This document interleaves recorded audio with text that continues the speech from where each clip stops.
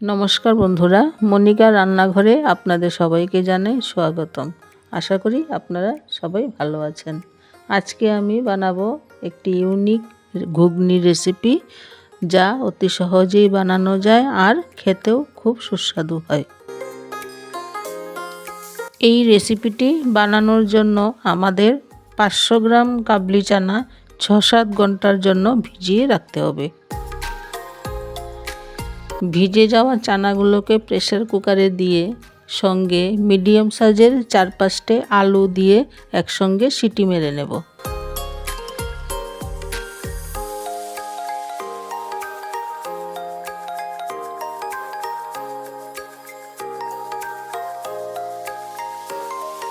চানা আর আলুগুলো সিদ্ধ হয়ে গেছে।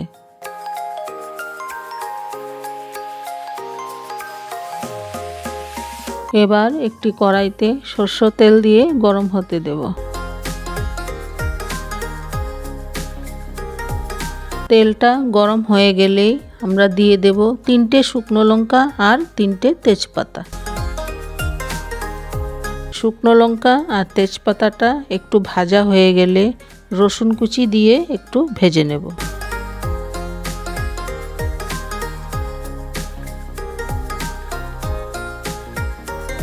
রসুনটা ভাজা হয়ে গেলে আমরা 3টে মিডিয়াম সাইজের পেঁয়াজ কুচি করে কেটে দিয়ে আবারও ভালো করে ভেজে নেব।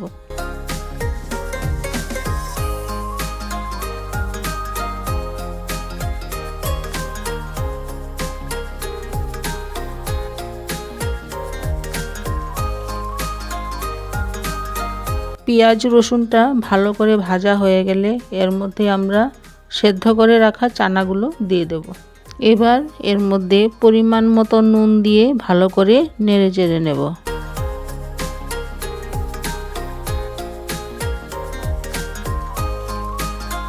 এবার সেদ্ধ করা আলুগুলো আমরা ভেঙে এর মধ্যে দিয়ে দেব। আলুগুলো ভালো করে ভেঙে দিলে গ্রেভিটা ঘনও হয় আর দেখতেও সুন্দর।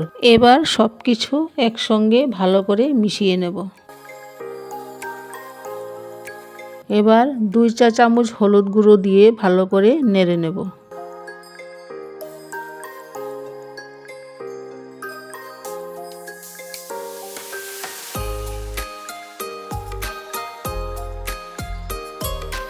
এবারে 1 চা চামচ জিরে গুঁড়ো, 1 চা চামচ লঙ্কা গুঁড়ো, 1 চা চামচ কাঁচা লঙ্কা বাটা দিয়ে সামান্য পরিমাণে জল দিয়ে মশলাগুলোকে ভালো করে ভেজে নেব।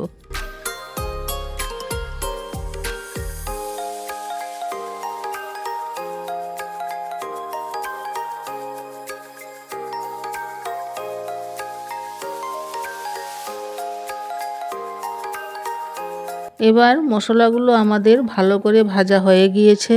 স্বাদটাকে ব্যালেন্স করার জন্য দিয়ে দেব 2 চা চামচ চিনি, দিয়ে আবারও কিছুক্ষণ ভেজে নেব।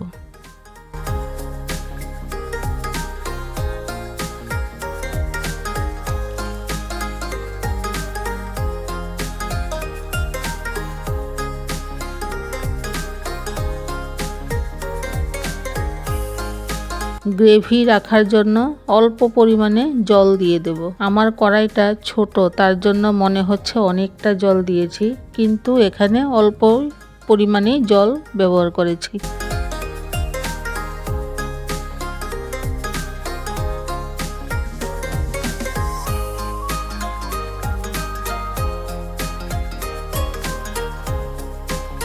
একটু ফুটে আসলেই আগে থেকে কুচি করে কেটে রাখা ধনেপাতা অ্যাড করে দেব।